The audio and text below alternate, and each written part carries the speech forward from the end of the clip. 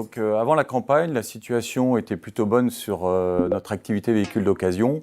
Par contre, il y avait un gros challenge en cette fin d'été 2017, puisque sur certaines marques, nous avions mis à la route plus de 40% de véhicules en plus, notamment chez Seat et chez Skoda.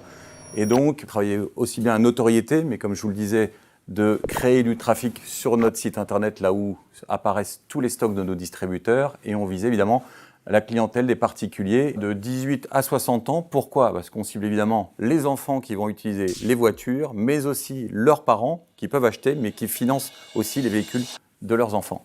96% des jeunes achètent d'abord une voiture d'occasion, mais en termes de communication, c'est un territoire complètement abandonné par la concurrence qui se concentre sur ceux qui ont le pouvoir d'achat. Et c'est pour ça que ça nous paraissait intéressant à nouveau de nous concentrer sur cette population plus jeune.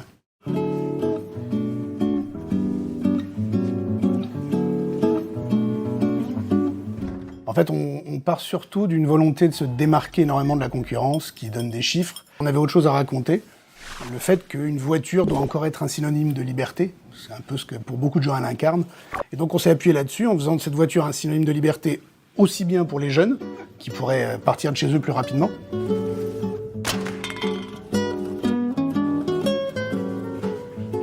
mais, et c'est peut-être probablement plus intéressant, pour les adultes qui, même s'ils l'assument pas toujours, aimeraient bien aussi que les enfants partent peut-être un peu plus vite.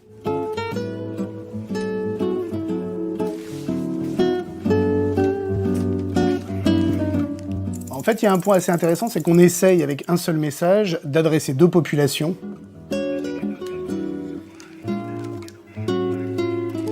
Le second degré est tout de suite perceptible.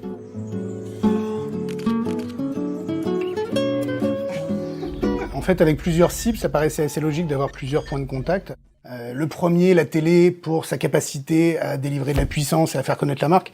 Et on a aussi adapté notre dispositif de communication à un média beaucoup plus ciblé qui permet de toucher les gens en phase d'achat, autrement dit le digital. On parlait des jeunes, on a utilisé un affichage urbain plus proche d'eux pour qu'ils voient aussi notre campagne.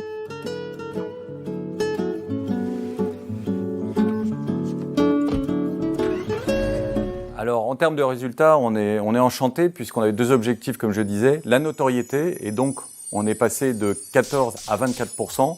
Donc, ce qui est très bien pour une marque qui est très très jeune comme Dasvelt, lancée en 2011. Nous sommes très contents puisque nous avons vu nos ventes croître de 23% quand le marché a augmenté de 0,7%. Plus de 12 000 véhicules d'occasion garantis et disponibles tout de suite sur dasveltauto.fr.